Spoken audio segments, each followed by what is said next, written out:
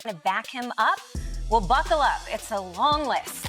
Dude, he is the greatest shit talker of all time. He sat at like $100,000 breakfast while the president trashed him. Humiliated. This is a couple of years ago. Yeah, I'm jumping around. White House Correspondents' Dinner, yeah. Thank you. Thanks for giving it. Welcome to one of the most surreal moments in American politics, where the impossible became reality. Donald Trump, a man whose persona thrives on spectacle and controversy, just suffered a public unraveling unlike anything we've seen before.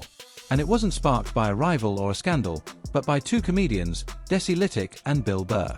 On a live broadcast, they didn't just mock him, they dissected him, revealing something far more damaging than any secret: his relentless, all-consuming need for attention. Today, we explore the moment that turned Trump's meticulously crafted image into a global punchline. It began like any other day in America's political circus, headlines blaring, chaos unfolding. But this time, the story took an unexpected turn. Donald Trump wasn't trending for a rally or a courtroom drama. Instead, Desi Lydic and Bill Burr shook the political world with a live broadcast that did more than mock him. Their sharp, unflinching humor exposed the core of his identity, an obsession with staying relevant. Think about what happened here. America voted this guy out in 2020. And what has he done since then? He tried to overthrow the government. He was convicted of 34 felonies. He spent an entire campaign promising vengeance against his enemies. And if you're wondering... Casino circuit, you idiot liberals wrote him twist again when you indicted him. And now he's a martyr. And now he's coming back, Jimmy. The peppermint twist he's is back. Coming back. It's going to be great for comedy. In just minutes, they transformed a political heavyweight into a global punchline. Here's how the moment went viral, and why it's being hailed as a complete game changer. Years ago, at the White House Correspondents' Dinner, Trump's obsession with attention was impossible to miss. His empire wasn't built on policy, it was built on branding, gold-plated towers, and his name plastered everywhere. But today, Desi Lydic struck with surgical precision, hitting the vulnerability Trump fears most: the fear of being ignored. This wasn't about politics, it was about ego. Her live TV takedown unleashed a wave of viral clips, laying bare his deepest insecurity for the world to see. Then came Bill Burr, fearless, unfiltered, and brutally honest. During my campaign, I said, you're going to have a transition period.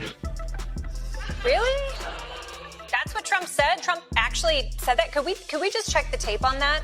When I win, I will immediately bring prices down starting on day 1,047. But first, prices will go so high you'll be sucking deep for eggs. Like, you want to see a great case thing on, like, narcissism. Liberals are so stupid the way that they handle Trump. You should shut up. He's a narcissist. Neutral energy. I think he was a one-hit wonder, right? He wrote the twist, and then that was it. He was on the casino. He didn't just poke fun at Trump, he dismantled the very myth of his political career, treating it like a poorly written reality show. Burr's sharp commentary exposed Trump's political persona as a circus driven by insecurity and the craving for applause. He didn't just mock the man, he mocked the entire spectacle. What Desi and Bill delivered wasn't just a roast, it was a masterclass in comedic truth. With flawless timing, they peeled away Trump's tough guy facade to reveal something far more human, a man terrified of being forgotten. Suddenly, it was clear he wasn't chasing power, he was chasing attention, applause, and relevance.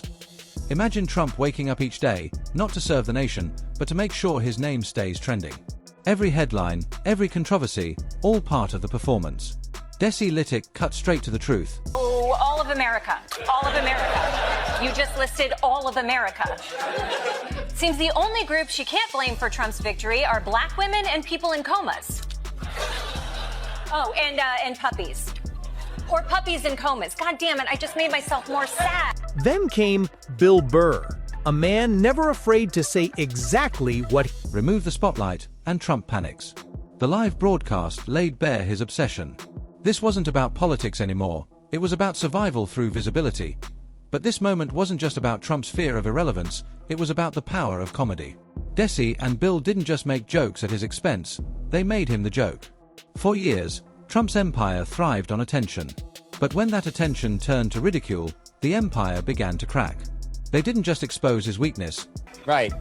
My wife would love you. She sit next to me during brunch. She never knows what I'm saying. Yeah. Sits there, the guy totally trashes him. He's absolutely humiliated. And within like 2-3 years, he had that guy's job. Right. So you could never talk shit to him. Going, hey, Donald, one time I was in a bar and this guy came in. Oh, really? One time I was sitting, I paid $100,000 for breakfast. The President Trump, the hell's his name? Barack Obama. Yeah, Obama. Yeah. I'm giving you structure now. Yeah. Obama. He trashed me 2 years later. They transformed it into a cultural moment that will be replayed for years, and, of course, Trump reacted exactly as expected. Rather than letting it slide, he lashed out, tweeting, ranting, spiraling. Every response only fueled the fire.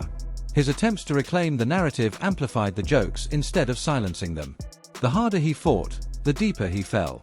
In trying to seize control, he lost it completely. Trump's brand has always thrived on controlling headlines, perception, and image.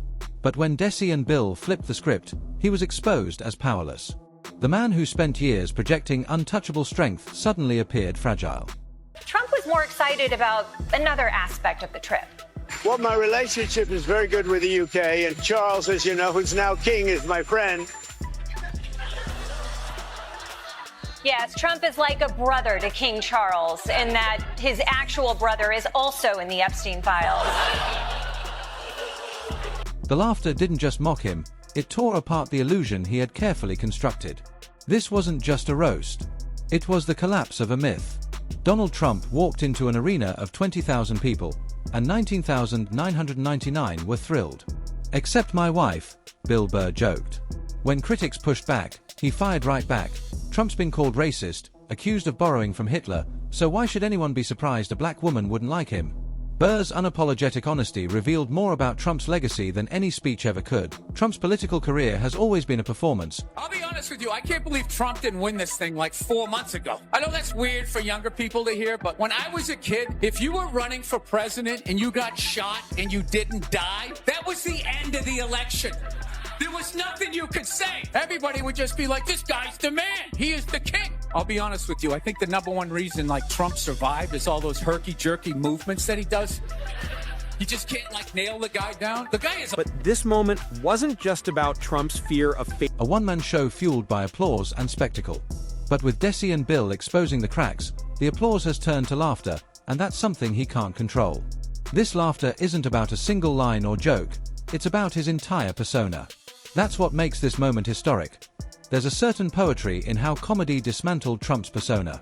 He thrived on chaos, headlines, and controversy. But Desi and Bill didn't just tease him, they told the truth. The man who demanded the spotlight for decades is now a punchline in a relentless comedy cycle. And the harder he fights the laughter, the louder it grows. Trump's collapse wasn't physical, it was psychological. Trump was not just wasting time playing golf, he was also wasting time profiting off golf. The president capping off his trip by officially opening his latest golf course today in Scotland. Let's go. 1, 2, 3.